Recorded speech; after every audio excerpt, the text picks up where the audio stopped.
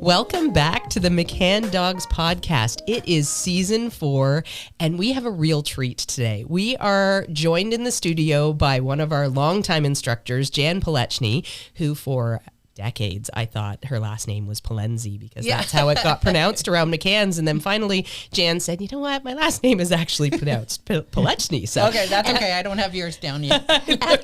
After decades, she finally told us, yes. finally told us.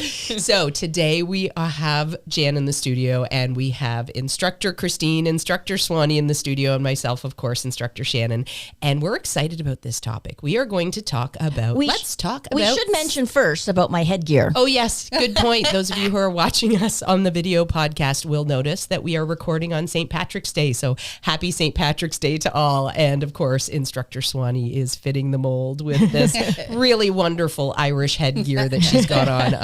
It's a 3-leaf clover, though. I find that odd. Well, I guess they didn't feel I was lucky enough. Maybe I'm just assuming the 4-leaf clover. You are. Okay. Thank you, Jan. From my Irish daughter. Yes. Yeah, it's true. Your daughter is in Ireland, enjoying life in Ireland, which is so cool. So she's probably having a good party tonight. Oh, I think she's working. Oh, okay. Well, that's probably better for her bank book and everything else involved.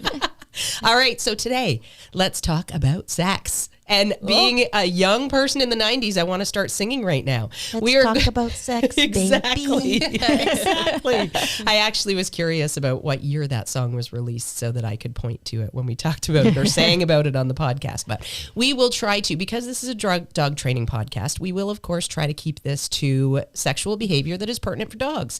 But today we are talking about sex. We're talking about keeping dogs intact, not spaying, not neutering, keep doing that for a shorter period of time maybe, or doing that for the lifetime of the dog, and some of the ramifications that come along with it, some of the training things that come along with it, some of the differences really and challenges that you will face if you are in a position where you are deciding to keep your dog intact.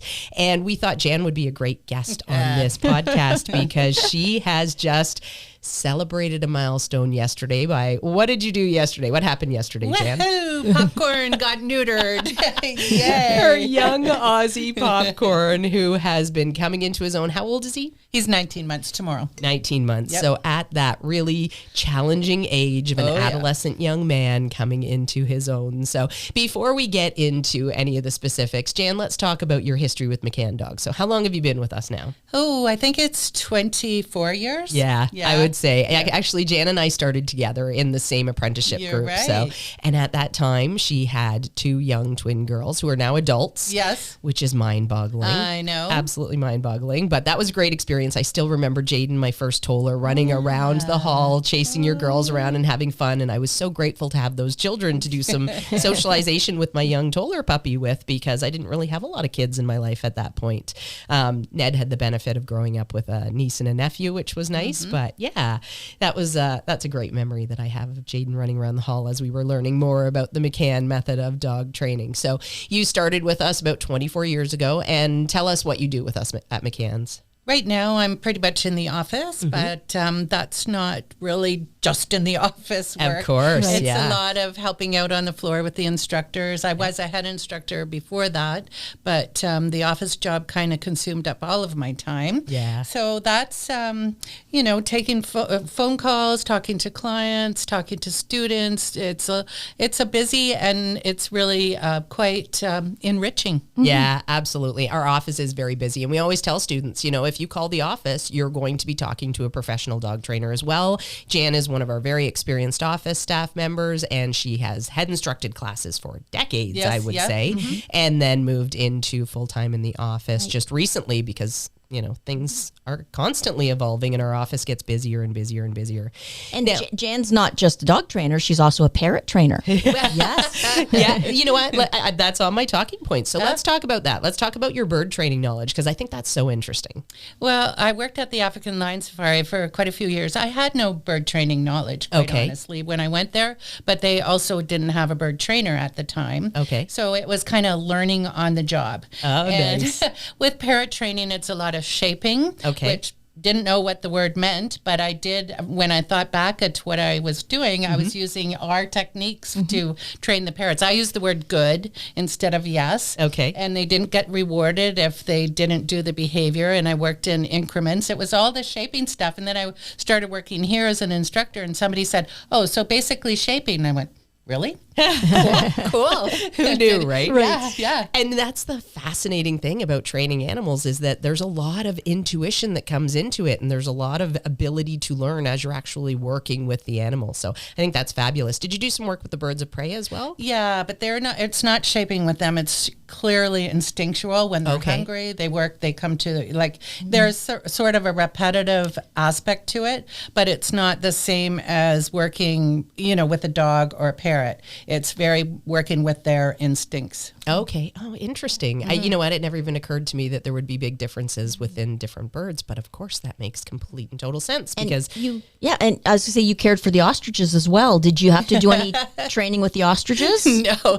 The ostriches were actually our personal thing. They weren't part of we ended up boarding them for the safari, and so we did have a still connection with the safari, but we had ostriches on a farm, but there's not too much training there. Just give them some food and enjoy their lives. Yes. Gotcha. Okay, let's move on from birds, and we'll talk about, even though I think that's fascinating and it adds to your history so much. Let's talk about your dogs. Like you have had, you're like Swanee. I've stuck with Tollers. I started with a Rottweiler and then I went into Tollers, and I've not really varied much from that at all. I love my Tollers, and I'm always happy with getting another Toller in my life. But some of our instructors don't have that same breed loyalty that I have, and I think that just adds to your knowledge and your knowledge base. So tell us about the different breeds of dogs you've had. When I was a teenager, I got a Alaskan Malamute. Got kicked out of the house because I wasn't allowed to have a dog in the house.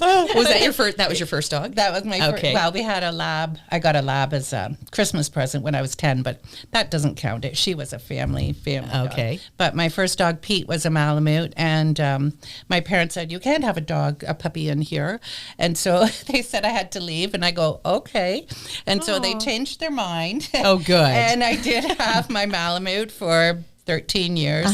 My next dog was a Kuvas, the Hungarian guardian breed. And then I got my Bernese Mountain Dogs, Bing and Bats. Okay. Lovely, lovely dogs. And then I started on Aussies. And I don't really have breed loyalty to Aussies, but I've had 4, so there's definitely something going about on. them you like, yes. Yeah. And of course, I can't forget my little Jack Russell, Quinn. I would never let you forget Quinn. Quinn is such a fun dog. She's a heart stopper, that one. Perfect. Oh my goodness. So lots of variety and knowledge in breeds. And those dogs, were any of them kept intact for a long period of time? My first Kuvas was intact, I'd say 6 or 7 years. I just neutered him for, I was worried about prostate cancer and that sort of thing. And I was working at the vet clinic, kind of got talked into it, basically. I didn't have behavioral issues with him as far as a male dog goes. My Berners or my Aussies, I really did neuter at quite an early age. But then my Nooks Kuvas, I didn't neuter until he was 14, 15 months of age. Again, not real problems with him as a boy dog. It was just a decision that you knew you wanted to neuter him, and he got to a certain age. Right. But I must mention too, my first female Aussie, Ruse, I also, because she's a sporting dog, I held off having her spayed. Okay. So she didn't get spayed till she was 2. Okay. Yeah. Okay. So awesome.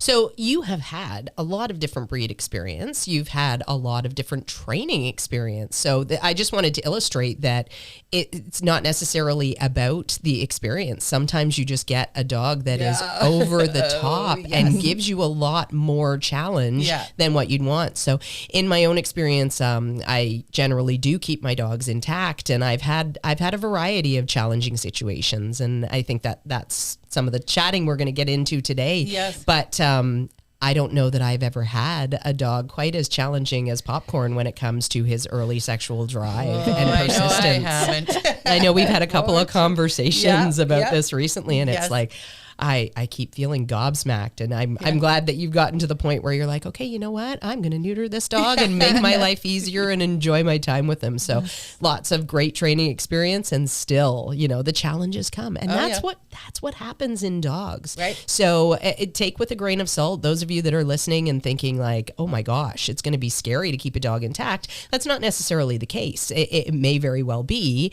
And of course, it goes without saying that we need to be very diligent when we have our dogs still intact, whether it's the female or the male. We need to be very certain that there's no oops breedings. And the drive that some of these male dogs especially have when there's a female in season can be a force to reckon with. So it's definitely important to recognize that even if you have an intact male that is fairly subtle in their cues, it is still so important to be diligent about control and about knowing if there's a female in season around, that you are going to have to keep physical control of that dog if you do not have the verbal control to be able to do it in that sort of environment. And that's a very strong feat as well. So what about you, Swanee? I know that you have we've talked about all your different breeds, and you've had females and males. Right. Yes. And tell me about their history of being intact. Well, I've always eventually spayed or neutered my dogs. Okay. I find with males, I usually keep them intact until I see a nuisance behavior. Okay. And my tolerance for nuisance behaviors, sexually driven ones with the males is quite low. So one of my corgis once started lifting his leg in the house, and so that was that. And my one dog started, when my females would urinate, he would go and stick his tongue in the puddle, and then his teeth would chatter and that. So it's like, okay, it's time. That's pretty gross. Yeah, yes. absolutely. Yes. And that's a fairly consistent thing in my life with Ned. He loves, and he does it a lot with Reggie's urine.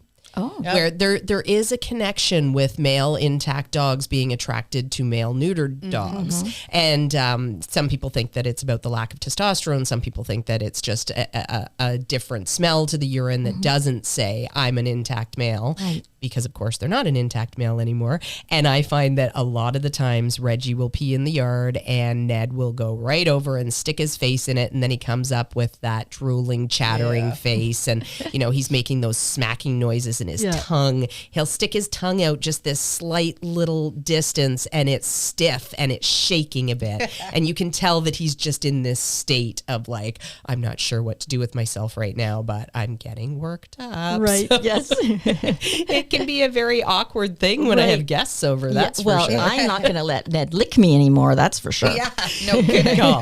Good call. It's trouble waiting to happen. So, what have you noticed in terms of the females that you've kept intact? My females haven't. My Saluki would mark. So Okay. I've never had a female that's marked before, and I don't know whether it was more breed specific or just her, but I left her intact until she was probably, close to 3. Okay. And she marked just like a male. Like she would walk along the sidewalk and stop and just let a couple drops of urine out, and then, another 10 feet. And if I let her, of course, I would, hey, come on, we're walking. We're not stopping and peeing on everything. But my other females, I've never noticed any difference. I've never noticed any sexual behaviors.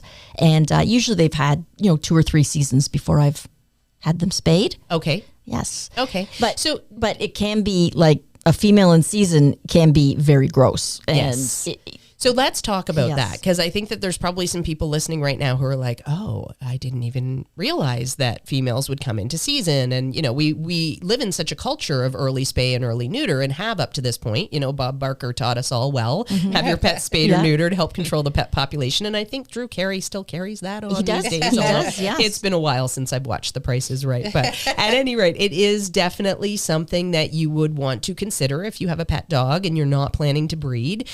With my own dogs and my own situation, I always leave it in my contract. I always say to the breeders, you know what, I'm not a breeder. I'm not interested in breeding, but if I end up with a dog that has something great to add to the toll or gene pool, then I'm more than happy to cooperate with your breeding plans. Well, I won't part with my dogs. So, some people, if they have intact males, they'll ship them back off to the breeders, for example. Once my dogs are in my hands, they're in my hands for good, and I do not let them go. But I always say in my stipulations, stipulation with the breeder. I'm willing to keep them intact, and I'm more than happy to, cooperate and help you with your breeding program unless it becomes a problem for me. Yes. And that is always something that I include in my info to a breeder, to be fair and honest up front. If it becomes a problem for me and this dog gives me behavioral problems or, has some sort of sexually driven behavior that I can't manage or stay on top of and that's driving me nuts, I will 100% take that step to neuter them. So, Yes.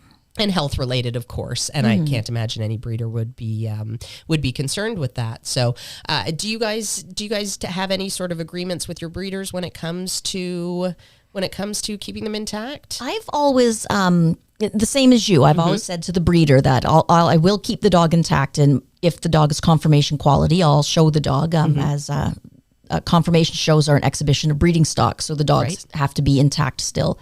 And I've basically said the same thing. If you feel this dog is worthy of breeding, I'm not interested in breeding the dog, but if you are, same as you. Yes. Perfect. And what about you, Jan? Yeah, just Popcorn. The breeder did say that she was thinking of getting a female from the States, an unrelated female to the rest of hers. Okay. And she thought that Popcorn might be a good candidate to breed with this female. Okay. But so she did say that was in the back of her mind. So before I had him neutered, I did reach out to her. She had downsized her breeding program by that point, and she decided not to get this female. Okay. So fortunately, that was off the table. Okay, gotcha. Alrighty, well, that's good. That's good that you had the freedom to be able to do that. And I think that's great foresight. So anybody who is entering into talks with a breeder about keeping a dog intact, whether male or female, consider having some sort of a clause in there, or consider having an open, honest conversation that says, if it becomes a problem for me, I'm the one that has to live with this dog. So I need to have the ability to make this decision and make the decision that is going to be right for my household. So we kind of got off track a little bit there, but Swanee, let's talk about keeping a female in season and what that looks like from start to finish. If you were explaining it to somebody who had no idea that females came in season. Well, for about 3 weeks, every 6 months, your female will come into season. And that means they have a discharge from their vagina, which is blood. It's similar to what a human female has, but it lasts 3 weeks. I'm losing my hat here. And it can be messy. Like, I've had dogs that have had very light seasons, and I've had dogs that it's looked like it's a murder scene, basically. And you need to protect your house, so the dog has to wear panties, little dog pants, and I had one dog who I had to put a maxi pad in the panties because the bleeding was so heavy. Oh, wow. And then she decided Was that one of your Malinois? It was my Saluki. Okay. And then she decided it was great fun to rip off her panties and eat the maxi pad, which is not a good thing to eat a maxi pad. Not. So we had to, get her to vomit. And now it's like, now what am I going to do? Oh my goodness. Like, I have this dog that's, Niagara Falls, and she's eating things that I put on her. And so basically she went into a crate, and we had some big messes to clean up, and it got on my walls. Like, it was, wow, because she would stand up and shake. So all my other females wore their pants, never bothered with them, and it was fine. But this one dog, it was awful. Oh my goodness. So be prepared. You could get one that's got a very light season. You can just wear dog pants and you're fine. Or you could get one like Cowboy, who says, this is delicious and I'm going to eat it. Wow. And I can imagine that it would be quite a pain having to take those panties off every time the dog needed to go outside to go to the bathroom and then put them back on. And just like, this extra work is something that you need to consider as part of things as well. And, have you done enough handling that they're not going to get fussy when you're taking off and putting on the panties, et cetera. So, wow. Yes, and you'll be careful too, because you'll attract all the male dogs in your neighborhood. Yes. So if you're on a walk, and especially if you had a big dog you couldn't pick up, if you had a stray intact male come and you got a intact male female that's in season, you could get yourself into some trouble. Absolutely. Well, and sex is a very strong drive. So our boys who are intact, they're thinking about propagating their species. They're thinking about having sex and continuing on these lines, and that drive is so strong. I mean, even with my own dogs, and Ned's not been used as a stud, so he really doesn't know what to do with it, but he's excited by any sort of, we were in rally class together, and one of the females in the class was in season. One of our instructor's dogs was also in season, and it was an interesting class. I mean, there was Popcorn, who was really excited about things, and there was Ned, who was clearly off his game as well. And I actually didn't know in the moment that Edna had been in season. And then when it came out that Edna was in season, it was like, oh, that's why he wasn't giving me quite as much attention as I'm used to. And so, okay, let's get to those boy behaviors, because I think that this is a great thing to touch on for anybody who's thinking about keeping their males intact. And, you know, some of these behaviors will come with more maturity and more age, but some of them start right away. And like, our boys have a hormonal influx at about 5 months, and then by 7 months, they can be showing interest in females in season. So what kind of behaviors were you seeing from Popcorn? Like, let's start without the females around. Yeah. So first of all, it just started like a teenager. Okay. I thought it was teenage boy, you know. Or and what girl. do you mean by that? Just distracted in training. At one point, he was like the superstar of the class. The only person in the world or thing in the world he cared about was me. And so he'd look to me for guidance, and he listened, and then he started not listening. Okay. And how old was he about I think that time? he was about 6-7 months old then. Oh, wow. So he started really young. Yeah. Oh, my gosh. But I don't know if it wasn't adolescence or if it was actually male dog. But right from that age, though, I decided he's a boy. I've never had a boy like that before. Right, yeah. So I did blame a lot of it on hormones, and I do think a lot of it was hormones. But the chattering, that sort of thing, didn't start probably until I'd say 11 months old. Okay. Where he started sniffing things, and that was disgusting too. But I have seen that even in my neutered dogs. I have seen that a little bit.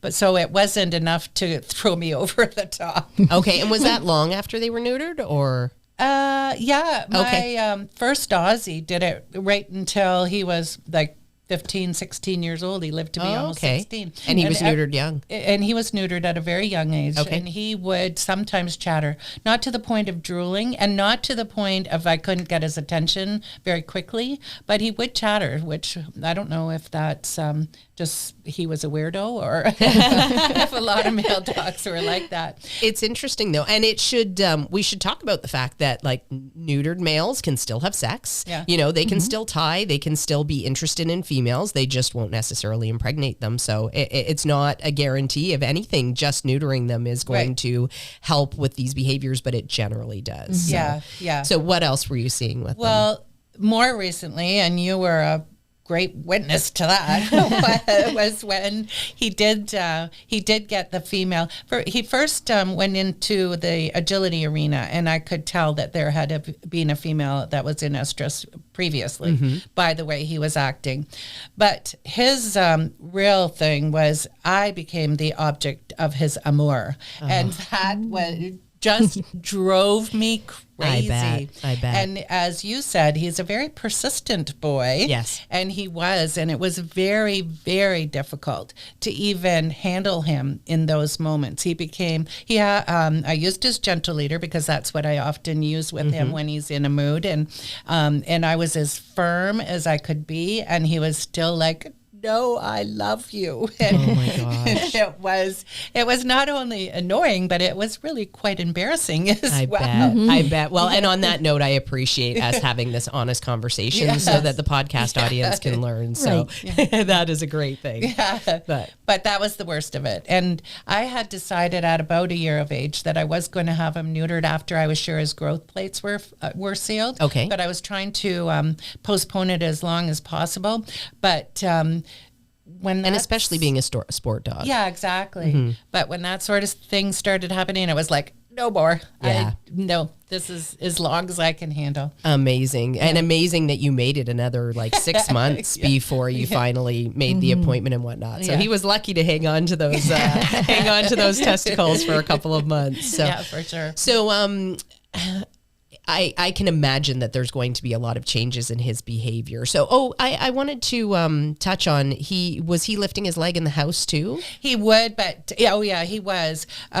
When I was in the morning, specifically when I was watching TV, it was dark out. I started noticing little areas. So, but that started happening at around, I'd say about a year again.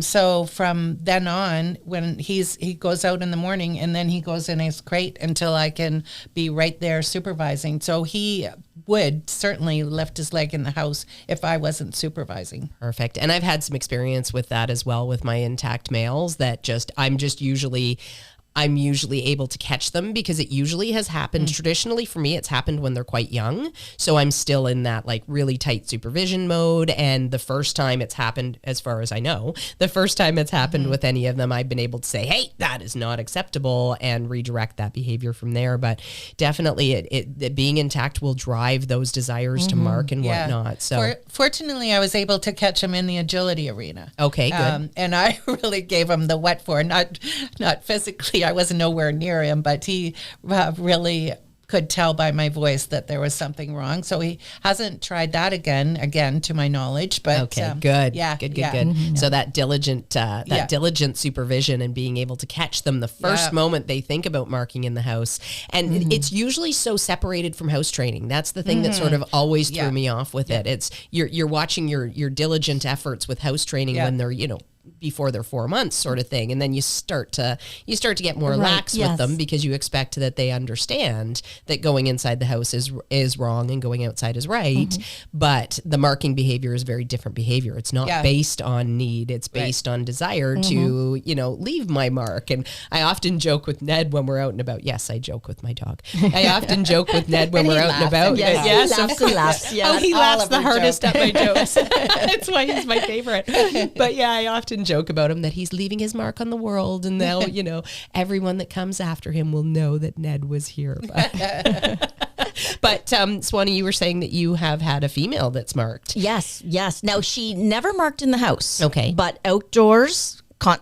If I would allow her, it would be constant marking, kind of just like a male would do if you allow them to do that. So did she do a lot of like really deep sniffing prior to the marking, or was it just like an air scent and then I'll leave my mark here? No, it was just basically she would walk along, she might sniff for 2 seconds, and then she would, she lifted her leg like a male, but she would squat. So she would squat like a female, and one leg would come up, one of her back legs, and like a few drops would come out, and then off she'd go again. Actually, Quinn does that. She's my worst marker of all my right? dogs because she marks on top of all the boys. Okay. So when you have three, when I had my Kuvas up until a couple months ago, and when you have 3 dogs marking and a little Jack Russell following along, marking I'm the big even cheese. more. I'm the terrier. I'm the big cheese. Yeah, and she didn't in the house. She doesn't in the house. Okay. And how old was she when she was spayed? She was over a year. Okay. Yeah, we let her have one cycle. At the time, she belonged to my daughter. She got her, and my Kuvas and she were the same age, pretty close. And so she went into heat, and then with the boy intact, we went, okay, a Kuvas and a Jack Russell, this isn't going to work. No, because if she had a puppy, it would be bigger than her. Oh my goodness, yeah. So we decided they would both go in at that time. So they were, and of course you let the hormones settle down after an estrus. So she cycled quite late. I think she was about 9 or so months old when she came into her first heat. Okay. So they were over a year. Okay. Did you know to expect her season? Like, had you talked to the breeder and talked about when her mother came into season first? Anything like that? Not a lot of that. I mean, I have had experience from, years of working at a vet clinic and that sort of thing, that smaller dogs do usually cycle a little bit, actually, they vary quite a bit. But I wasn't surprised that she hadn't until she was 9 months old. Okay. And we had Jasmine, my daughter, had decided that she would like her to have one cycle, just the growth plate thing and that sort of thing. Yeah. But when you have a boy and a girl in the same house, it's a challenge. Yes. Yeah, absolutely. And that definitely something, if you are going to keep a dog intact and you end up having different sexes, you know what? Even if you have the same sexes, it can be a challenge. Yep. And I think that would be a really good thing to deep dive into as well. And I don't know that we have anybody who's lived with two females at the same time. Did you have a female when you had Cowboy in season? Did you have another one? I think I've always had like one dog was spayed by the time the other dog, because I've had mostly females. So I think one dog had been spayed by the time the other one had arrived. But one thing too to think about with an intact dog is I remember thinking about like planning vacations. And it's like, okay, so we're going away. So the dog has to be boarded. And is she going to be in season? I can't have her in season at the boarding kennel. And another thing to think about with intact males is there are some boarding kennels and definitely daycares, which I'm not a fan of, but that won't take an intact male. Oh, is that right? Yes. Okay, that's interesting. I didn't know that because I've not done any research into trying to find a daycare for myself and for my dog. Rather. But yeah, like I found mostly it was with spaying. It's like, okay, we're going away. I think she's going to be in season, and I just cannot risk sending. Yeah, so let's talk about before we talk about the predictability, because I think that's a good point to note on. Jan, have you had any of the same sex intact at the same time? Well, Ruse was intact until she was older. I said she went through a few cycles. Quinn was not intact, but I did find with Ruse, before she went into cycle, it took me a little bit to figure this out, but before she actually started her season, she became very edgy. And she actually attacked Quinn. And it was quite serious when she attacked her. From then on, obviously, I changed all my management, and I didn't know it was the season, but I still, to this day, I'm very careful with the two girls together. Although it hasn't happened since, I don't know, Bruce has been spayed for 3 years. It hasn't happened, but I still, there's still part of me that goes back to that and is worried about that. But I did find that she became very edgy before she started in her season. And when she was cycling, she was also, she's, as you know, she's a kind of a shy, odd dog. Wonderful, but a little bit odd. But in her when she was cycling, she was much more edgy. Oh, that's interesting. Did you happen to notice that with Quinn while she was still intact at all? So that was just okay. Yeah. But that's interesting, and I hear that from a lot of breeders that they have to separate out their females when they're in season or when they know they're coming into season. So I think that's a really, really valid thing to talk about and to make people aware of. And of course, if there's a female in season and multiple intact males around, that's going to create problems and probably some squabbles in the family unit as well, because there's this competition now going on. And these are really strongly ingrained instincts that our dogs have to be able to be the one being bred or be the one breeding, etc. Like there's really strong rules when it comes to that sort of dynamic and those sort of pack-like behaviors. So something to definitely consider if you're keeping dogs intact in your household. That management thing is really important. So when you say you changed your management style, can you tell us a little bit about what that looked like? Well, it was mostly just reading their body language better. I can tell if Quinn is a little put off. I can tell. She comes up to me and she's looking at me and I think, is Ruth sending her vibes right now? Oh, interesting. It was, even now I do watch them still very closely, trying to read if anything's going on. It's funny though, I read it better on Quinn than I ever can really see what's going on with Ruse. I don't really see what her brain is thinking at the time. But I can tell by the way Quinn is a little bit more stuck to me that she's a little bit concerned at the time. That is really interesting. Wow. And great that you can read Quinn. It's interesting that Ruse doesn't give off as many signals and it's harder to read her. So do you notice anything with your boys in the household during that time? No. Okay. No, nothing. Nothing at all. What about you, Swanee? Because I've never had anybody intact at the same time, Okay. I've never really seen anything like that. I've had females that haven't gotten along, and I've had to, be, like Jan, have to watch them a little bit more closely. But I haven't noticed any changes in the other dog's behaviors. No. Gotcha. Okay. So instructor Robbie, one of our instructors that works with us closely online still these days, she taught with us for decades, and then she had to move out of the area, and now she works with us online. But she actually had a dog that was incredibly edgy named Hydro, and he had some pretty serious aggression issues with other dogs. He was well managed and well trained, so she was able to exist with him well in day-to-day life. But if other male dogs got into his space, actually, I don't even know if it was just related to male dogs. I think it was all dogs. He was really insecure about other dogs coming into his space, and he would have no problem standing on his tippy toes and saying, yeah, I'll take you on, get out of here, and being aggressive with them.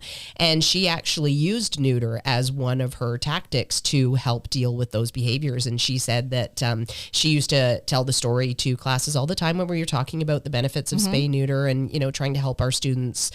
We used to do a backroom talk each week about that included information about spay and neuter.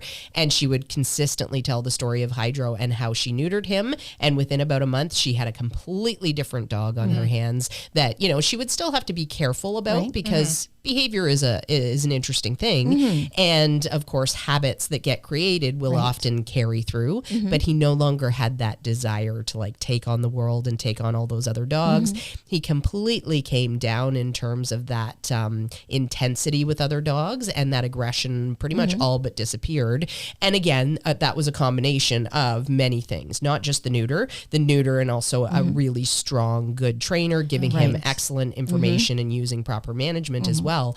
But it made that so much easier to do. So if you're seeing behaviors that are related to testosterone buildup and are related to, that desire for males to compete with other males, a neuter could be something that really, in conjunction with a good training program and good management tactics, a neuter can definitely be something that really helps you out through that.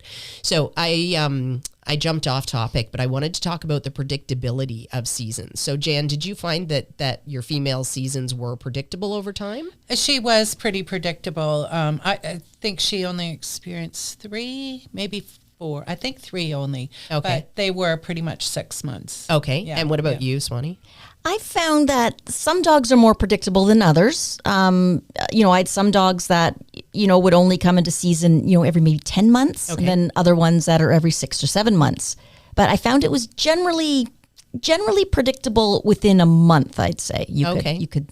Yeah. And what were the first signs for you that you had a female coming in season? It probably wasn't the bleeding. I found they would start to lick themselves. Okay. Yes, that's what I would sort of see first. They'd start licking at themselves, and it's like they must be coming into season. Did you notice anything behaviorally? No. Any change in personality or anything? No. Okay. What about you? Once they were in season, I found them to be a little bit mopey. Maybe they're not feeling the best. Maybe crampy or. I can only, I can appreciate that. Yes. But yeah, no, not really anything different, temperament wise. Okay. What about you, Jan? Well, just Rue's being edgy, which I didn't realize at first. I figured it out later. Okay. All right. And how about I already asked you about the predictability factor. Oh, I'm getting lost here. So in terms of your males being kept intact, have either of you had any trouble with males with other males? Oh, Popcorn does not like my partner's intact German Shepherd. Oh, okay. And they got along famously when they were puppies. Oh, interesting. But his German Shepherd is just a big and tries to actually mount Popcorn, and he's just like, he will not have it. And the German Shepherd doesn't figure it out, so we have to pretty much keep them separated. Okay. So how long did they get along together as puppies? I would say mostly till 6-7 months, and then his dog is about a month older than Popcorn. Okay. So he just started trying to mount him at that age. Okay, interesting. And I said to my partner, Cam, I said, boy dogs should not be mounting other boy dogs. They're gonna, because he would blame it on Popcorn. Popcorn's being mean. And I go, no, he's not. Yeah. So we had to just keep them separate. Okay, gotcha. And did you notice any edge with other dogs? No. Okay, No. so it's just that singular situation. Yeah. Okay. What about you, Swanee? My corgi Gavin was always very gregarious with other dogs, so Okay. I never noticed anything with him. Now, Honda, my Chinese crested powder puff, he's always gotten along better with female dogs. If I'm talking to a friend and they have a female dog, I know it's no problem for them to sniff at each other and interact. But if I meet someone and I'm talking to them and it's a male dog, I can see by Honda's body language, like he's more stiff around the other dogs. So yeah, he's never been a big fan of other male dogs. Okay. All right. Interesting.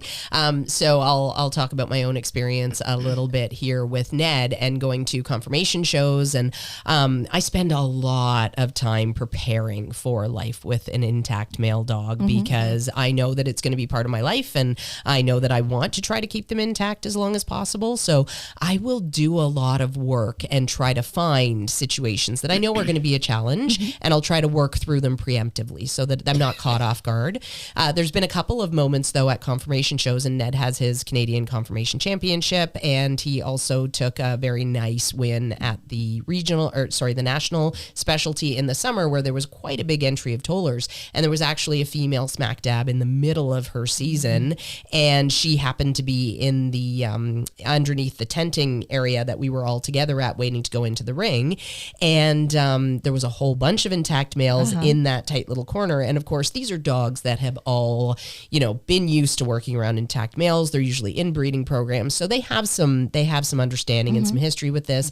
And Ned, of course, I've gone out of my way to try to find situations that I know will be a challenge for him, so that I can work through and I can prepare him for things. And I noticed in that scenario, when he was in this tight cluster of dogs underneath that ring tent, that I could see his body language, and I could see him puffing himself up, and I could see him side eyeing some of the other dogs. And I just, told him to knock it off, and got after him a little bit for having that little macho bravado moment. Right. And he settled into himself very nicely. But of course, we have a very clear communication style. So, and he has had a lot of training. So I can imagine that if he hadn't had as much training, that would have been a really challenging scenario for us there. And it could have set the tone in the whole tent ring, really, for all the other dogs being there too. Yes, especially in confirmation, the dogs are all on their tiny little leashes. Yes. Exactly. Yeah, you really don't have the physical control with a confirmation leash that, but yeah, I mean, truly, if it was a big problem, I would have moved him away, and I would have said, thank you, I'm going to excuse myself, because even though it was an award of merit and a national specialty and a very nice win, it's not worth it to me for my dog's behavior to go down the tube. So I'm glad I was able to say to him in that moment, you know what, not acceptable, and he settled down. But I can imagine that would have been a big challenge if he was just, if I was a handler, for example, and this was a dog that got handed to me and we didn't have the relationship that we had, I can imagine that would be a bit of a challenge. So sometimes there are moments that I find that it is a lot to have an intact male dog, but at the same time, sometimes there are moments that I'm just like, okay, life just goes on, and it's not really a huge imposition. Reggie was intact until he was 10, and Ned had come home at that point. So I'm trying to think of what year. So I think Ned would have been close to 2 by the time I neutered Reggie. And Reggie got neutered because of health issues. He actually developed perianal hernias, which were presumably testosterone fueled. So the vet had recommended neuter as part of the treatment for that. So he had surgery that included removing the perianal hernias, and he also had surgery to make him what I call a near boy, almost all the way there, but not quite, sort of like near beer. And I have to say that with Reggie, there wasn't a ton of loss of any bad behaviors. He was interesting as an intact male because he would alert to a female in season at the drop of a pin. I always tell this story. One of our instructors with an intact female would actually come to the back door of McCann's, would not even have her female with her. And before the door got opened, Reggie would already be screaming in his crate. Like, that's how intense the associations were, the smells were. And like, it always blew my mind that he could smell through the door or he could associate and figure out through the door. And this is a heavy steel door. It's not a light, not a flimsy door. No, it's not one of the modern doors that are, hollow in the middle. It's an exterior door that was very strong. And he would still note that. Ned is more subtle when there's a female in season, but you can still see that he knows it. And he knows that there's situations going on. I always say that Tyler, one of my other intact tollers, you wouldn't have even known that there was a female in season beside him. Like he was just demure and he was very, very respectful of all those things. And maybe he just didn't have a strong sex drive. I neutered him around 5. Right. Because I was bringing Reggie home. And at the time I didn't want to have 2 intact males. But it probably would have been okay with those 2. And now I think that I would take on that challenge quite readily. So when I have my next puppy coming home, I'm sure it'll be a male, and I plan to keep Ned intact through it. So we'll see how all that goes. I'm sure I'll have some new challenges to work on and to work through. So, are there any things that you train specifically knowing that you're going to be keeping your dogs intact for a while? Jan, I'll start with you. No, not because I didn't know what I was going to be in for. Okay. I mean, he's a high drive Aussie, and I wanted him to be a high drive Aussie for the sports program and all that. So he's fabulous to train. He's lots of fun, but not without challenges. So I guess my thing was I didn't know how much of a challenge the hormones would be. Gotcha. So I guess I can't say that I was actually prepared to handle it. I mean, I think I was capable of handling it. Yes. And like you said, he was at a time in his age or development where he didn't really understand himself. Yes. And so perhaps maybe if I would have continued, he would have, leveled out and I wouldn't be so frustrated with him. But I'm not planning to breed him. And I felt that I'd given him long enough for the growth plates and everything to be fine for being a sports dog. So there was no reason really not to neuter him at this point. And I think that that's the right decision, because you have to ask yourself how much frustration you want to put yourself through and how much impact to your relationship with him will that have.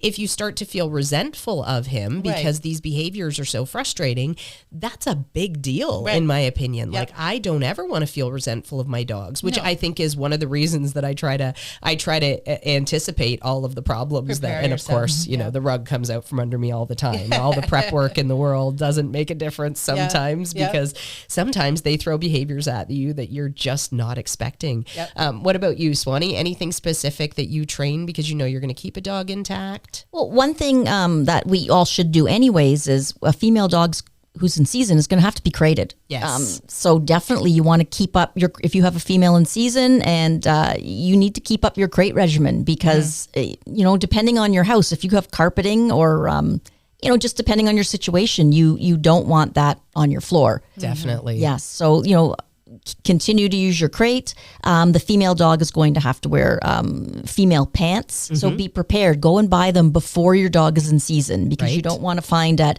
midnight on Saturday, all of a sudden you need them and there's nothing open. And the dog's already irritable and now you're trying to teach them to accept a new thing. Yeah. Right. Yes. So, definitely buy them ahead of time. Make sure you get the right size and, start practice putting them on the dog so the dog gets used to wearing them. You got to remember, you got to take them off when she goes outside to urinate. Then you put them back on when she comes back in. So it's, and some dogs aren't fond of being handled, having their legs put through little holes and all that and having their tail pulled through the little holes. So, so, do some practicing ahead of time. Don't be caught off guard. Yeah. And if you do find yourself caught off guard, a good little tip, hopefully you've already done some practicing with it and you're all prepared, but a good little tip is boys' underwear. Because it has those holes that you can slide the tail through and you can get by in a pinch with boys' underwear. Cowboy wore a size 3 little boys' underwear. Aww. So cute. But then Cowboy ripped them off and ate them. So, my goodness. And that's not cute. No, it wasn't cute. I remember because my son must have been in the same size underwear, because I remember looking at a pair of Ty's underwear and thinking, this might fit her. And I asked Ty, I said, is it okay if Cowboy tries on a pair of your underwear? And of course, at that age, you're like, of course. So we picked one out with a little hamster on it. They have little the little hamster picture. And so, Teenage Mutant Ninja Turtles. right, and yeah. hamster. This was a Hamtaro or something. It was some kind of anime.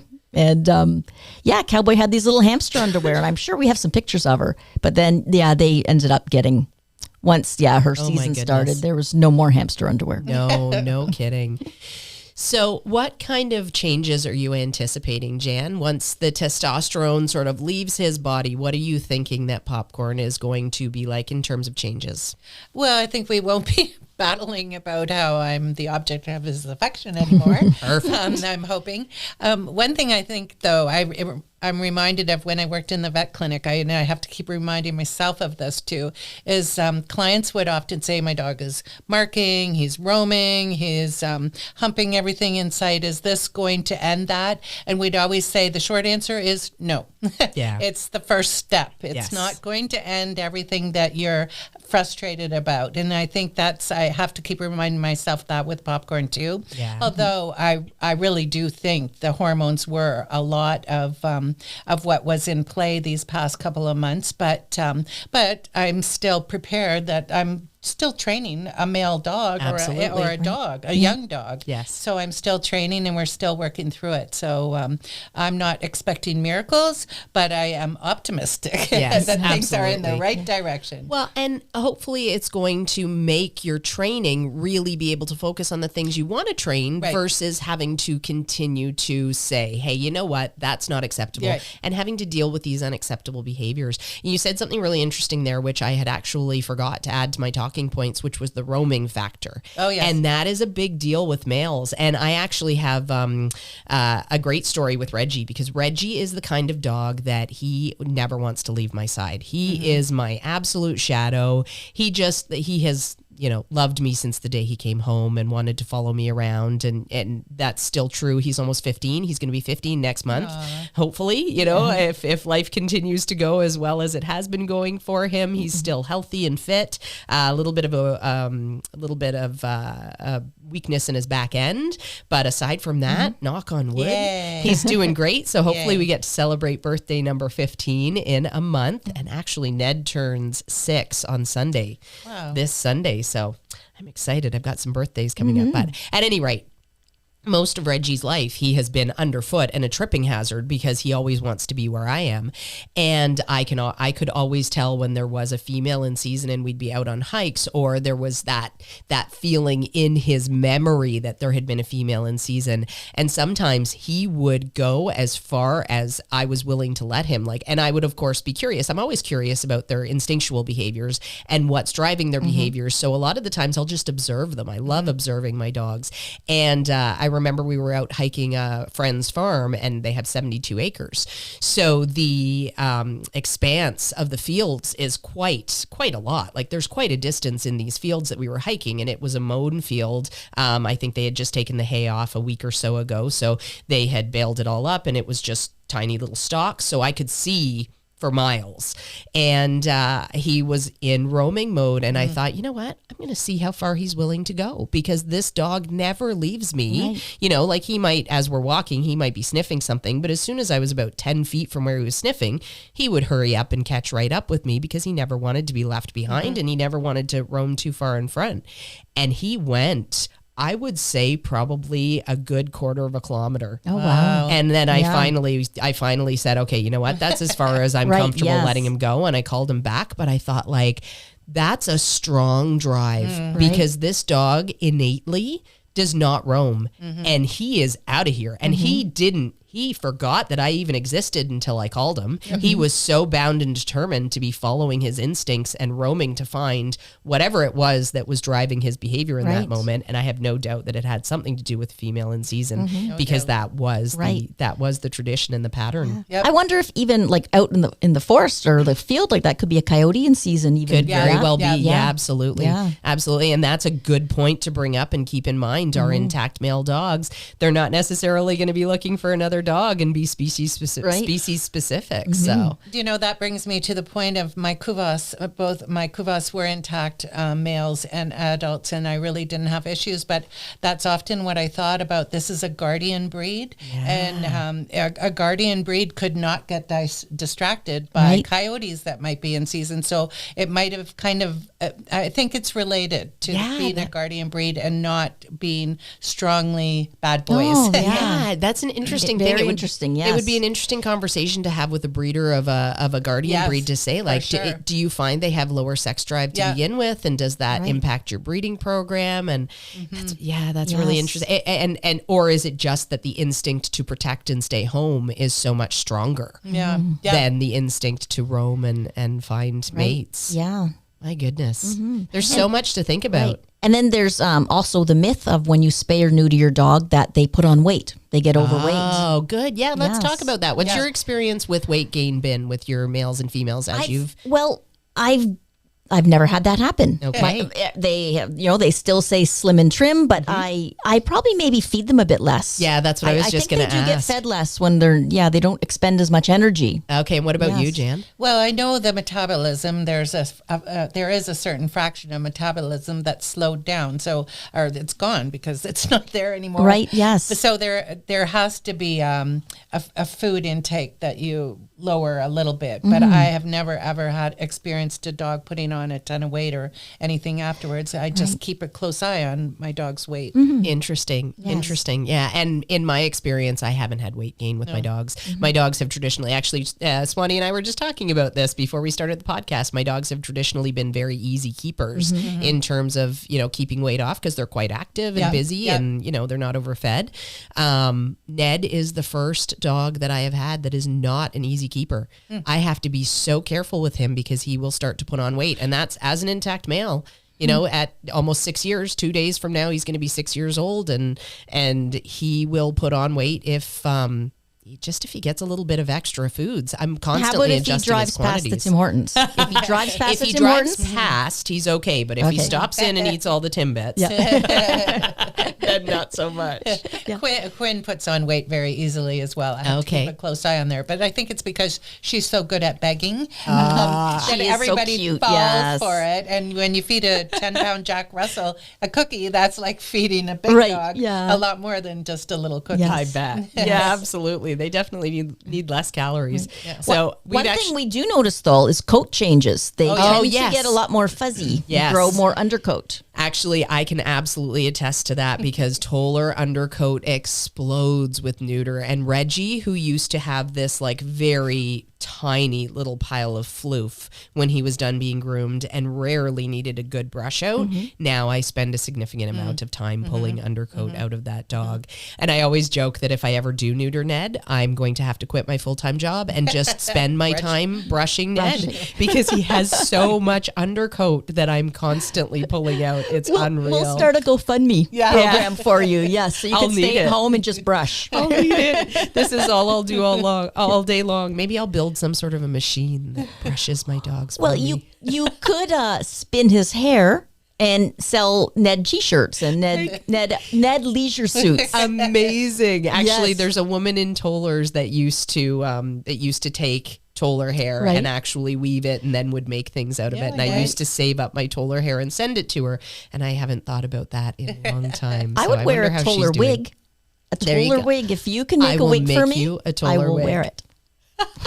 I will absolutely make you a Toller wig. Take a picture. Jan's not interested in the Toller wig, it sounds like. But I like the color. Yes, we'd have beautiful orange hair. Yeah. So is there anything else that you think that our podcast listeners would benefit from knowing about having an intact male or an intact female? I would say there are pros and cons to keeping a dog to a certain age intact. Definitely, there was a reason that I did it. It was the growth plates being sealed. But I would also say that, like Christine has said, if your dog's driving you crazy, then it's time. Yeah, absolutely. And if you're not sure, talk to the breeders, talk to the people that know, and get all of the ins and outs and make a decision based on your breeder's information, your community's information, your vet's information. Sometimes it can be a really easy thing to keep a dog intact past their first season or past when the growth plates are fully fused. And sometimes it can be a really big hardship. So something to keep in mind. Anything else that you think people would benefit from? Just on the female side, there is a price difference for spaying a female that's never come into season. When you spay a female who's been in season, I think it's a more in-depth surgery, and it does cost quite a bit more. So if bad financial times have fallen upon you and you've already gotten your puppy, you might want to spay earlier, just because I think it's several $100s difference. Wow. Yeah, It's at least somewhat, because the whole vascular system changes. Right. And Yes. they I also know that. That's they also significant. want you to wait a bit after they've gone into a season Right, before yes. they will spay. Okay. Yes. There's that too. so there, is that to consider. Yeah. Wow, interesting. So lots of things to think about. And again, it's something that there are some health benefits on both sides of the coin that you'll want to weigh. There's been some great research out there. The Morris Foundation has done amazing studies with golden retrievers and the cancer connections and whatnot. So there is a lot more information out there now than there used to be. And it's not just Bob Barker's word that we're going on. Right, There's yes. actually, there's a lot of really good, viable information that you can get into and try to help you make that decision of whether to and when to, if you decide to. So And another old myth, you hear some people say, "Oh, I'm going to let her have one litter because it'll calm her down." Oh yes, I've heard that. That's a myth. Yeah. Definitely a myth. Yes. And we don't need any more puppies in the world. Yeah. So No, yes, no, definitely no, not. Yes. So if you do decide to keep them intact, there is a lot of responsibility that comes along with that, especially if you are the owner of the female and every boy in the neighborhood is coming knocking on your door. Including Ned. That And popcorn. Ned and popcorn, not popcorn soon. But not. yeah, it's definitely something that you will want to keep in mind and make sure that you are diligent. And, if I had a female in season, I wouldn't let them out in the backyard by themselves. Even though I have a 6-foot privacy fence, I would not take that risk. We've heard of dogs crashing through 2-story windows to get out of the house and get to the females. Like, these drives are incredibly strong. So take it seriously if you do have your female in season. Take it seriously if you keep your male intact. And we don't need more puppies in the shelters. We don't need any more oops breedings, and you probably don't want that anyways. So Right. Yes.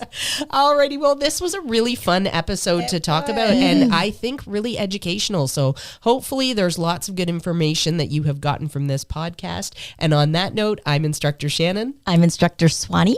And I'm Jen. Happy training.